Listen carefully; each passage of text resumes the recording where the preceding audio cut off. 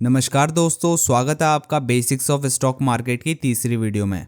आज की वीडियो में हम देखने वाले हैं कि स्टॉक एक्सचेंज क्या होता है, आप कैसे कंपनीज को चूज़ कर सकते हैं, आप ब्रोकर्स को कैसे चूज़ कर सकते हैं और आप कैसे स्टॉक्स को बाय और सेल कर सकते हैं। तो चलिए शुरू करते हैं।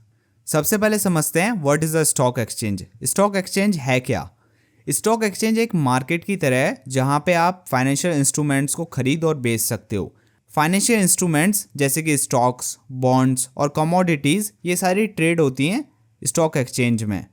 और ये जो स्टॉक एक्सचेंज होता है वो दिन भर नहीं खुलता है, ये कुछ स्पेसिफिक टाइम जोन में खुलता है, जैसे कि इंडिया में 9:15 से 3:30 PM तक खुलता है।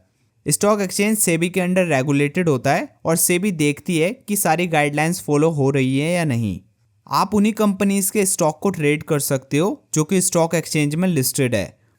जो स्टॉक्स स्टॉक एक्सचेंज में लिस्टेड नहीं होते वो ओवर द काउंटर मार्केट में खरीदे और बेचे जाते हैं। ज़्यादातर ये स्टॉक्स पैनी स्टॉक्स होते हैं और इनकी ज़्यादा मान्यता भी नहीं होती स्टॉक एक्सचेंज मार्केट में। अब आगे देखते हैं। ये तो बड़े स्टॉक एक्सचेंजेस हैं इंडिया के, NSE नेशनल स्टॉक एक्सचेंज और BSE बॉम्बे स्टॉक एक्सचेंज। यहाँ पे शेयर्स को खरीदा और बेचा जाता है। अब आगे देखें। स्टॉक मार्केट इंडिया में ऑपरेट करता है 9:15 AM से 3:30 PM तक। IST का मतलब है इंडियन स्टैंडर्ड टाइम।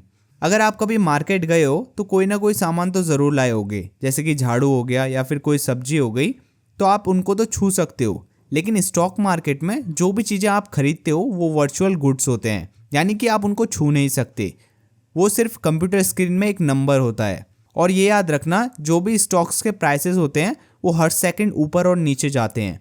यानी अगर जब भी मार्केट में बहुत ज़्यादा फ्लक्चुएशंस रहेगी तो किसी भी शेयर का प्राइस बहुत जल्दी ऊपर या नीचे जा सकता है। इसीलिए शेयर होल्डर्स को बहुत जल्दी एक्ट करना पड़ता है किसी भी शेयर को खरीदने और बेचने के लिए।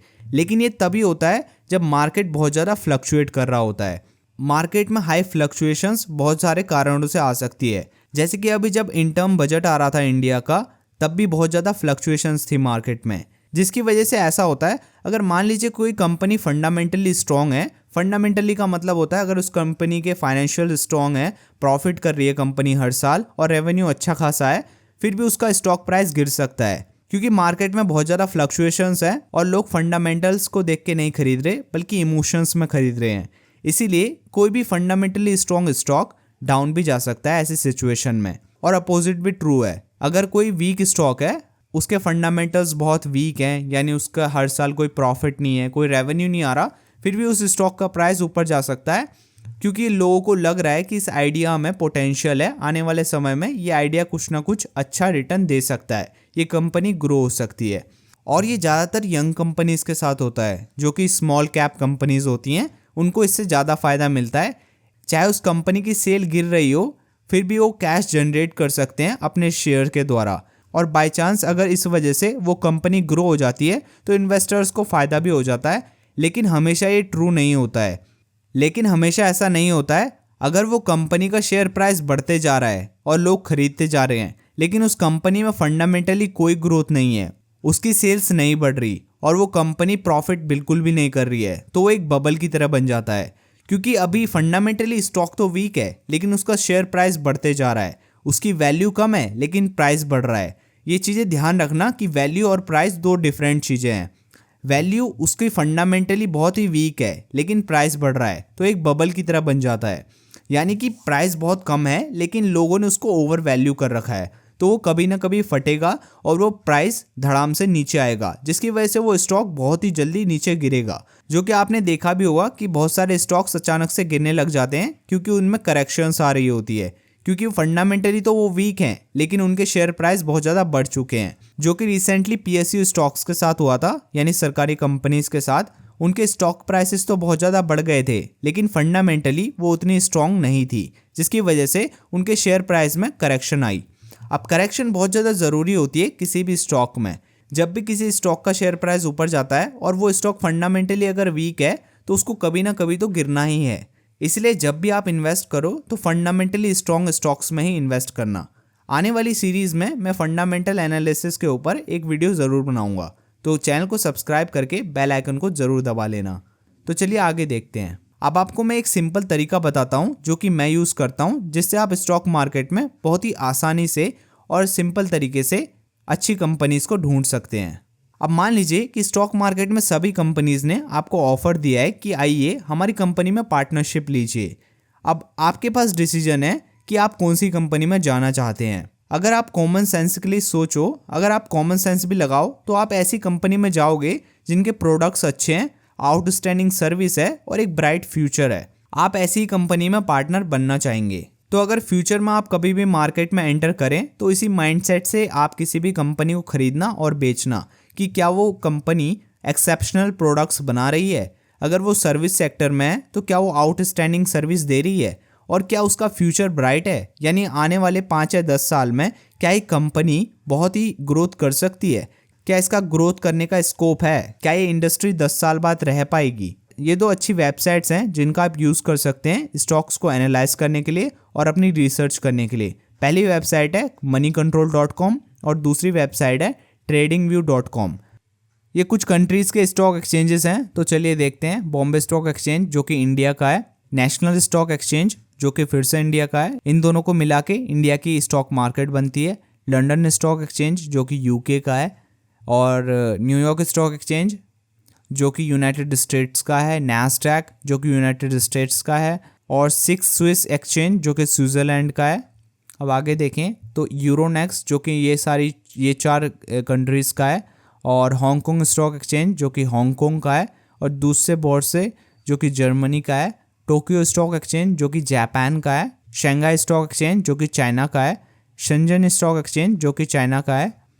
अब देखते हैं स्टॉक ब्रोकर्स और ऑनलाइन ट्रेडिंग प्लेटफॉर्म्स के बारे में। ये कुछ 4 ब्रोकर्स हैं जिनका आप यूज़ कर सकते हो स्टॉक मार्केट में स्टॉक्स को खरीदने के लिए। मैं पर्सनली ग्रो का यूज़ करता हूँ।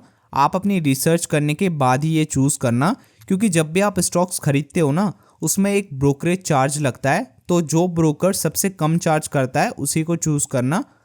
तो चलिए आगे बढ़ते हैं। अब देखते हैं हमें स्टॉक ब्रोकर्स की ज़रूरत क्यों है। हमें स्टॉक ब्रोकर्स की ज़रूरत इसलिए है क्योंकि हम स्टॉक एक्सचेंज से डायरेक्टली शेयर्स खरीद और बेच नहीं सकते।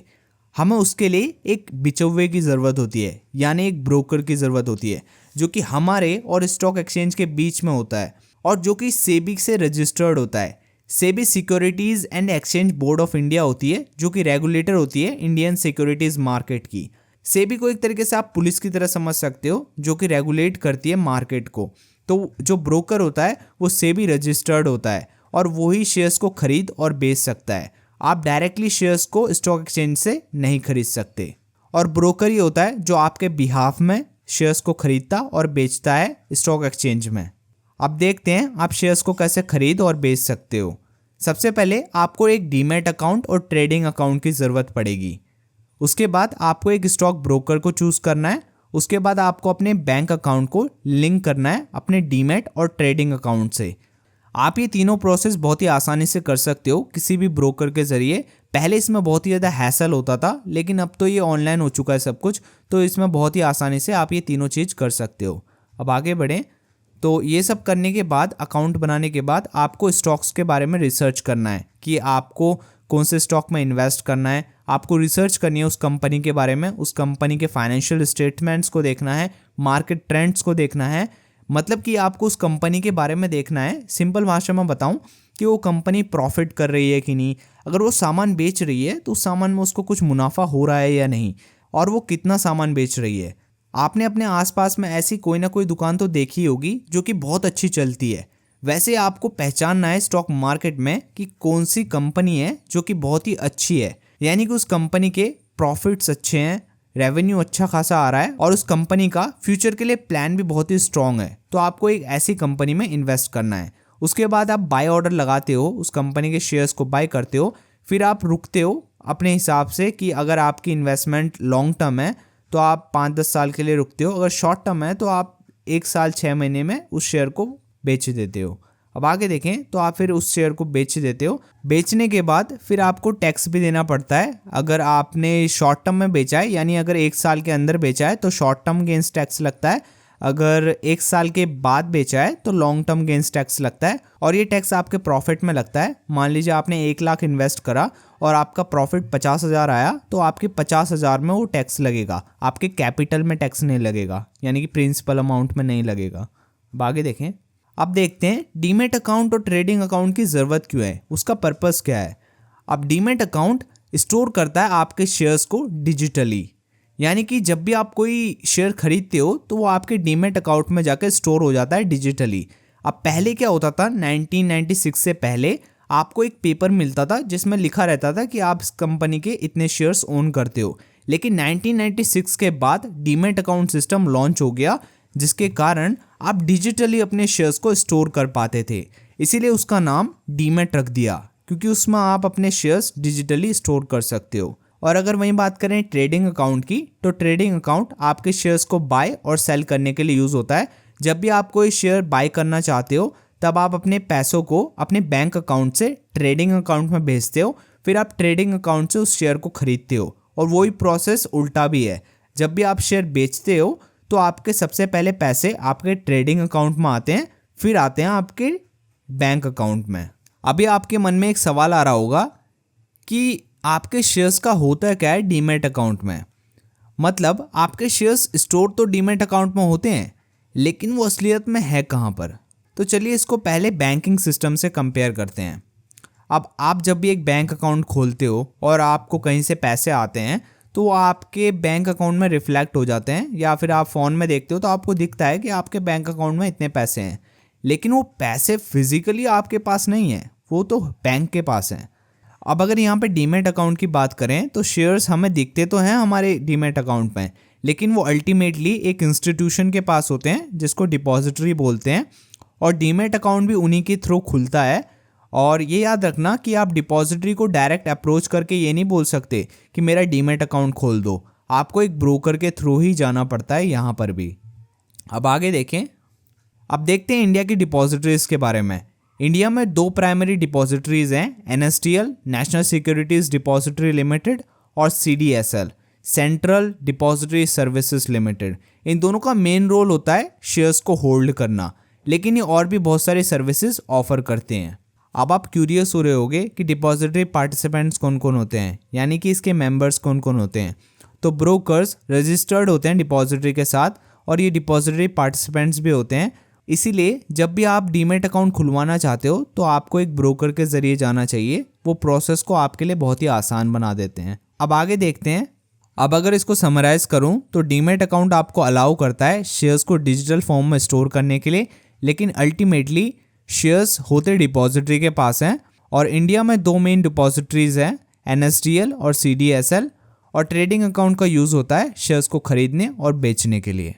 गाइज अगर आप इस वीडियो को यहाँ तक देख रहे हैं तो कॉन्ग्रेचुलेशंस, आज आपने बहुत कुछ सीखा है, आज आपने बहुत कुछ गेन किया है, और आपका माइंडसेट दिन प्रतिदिन इम्प्रूव होते जा रहा है।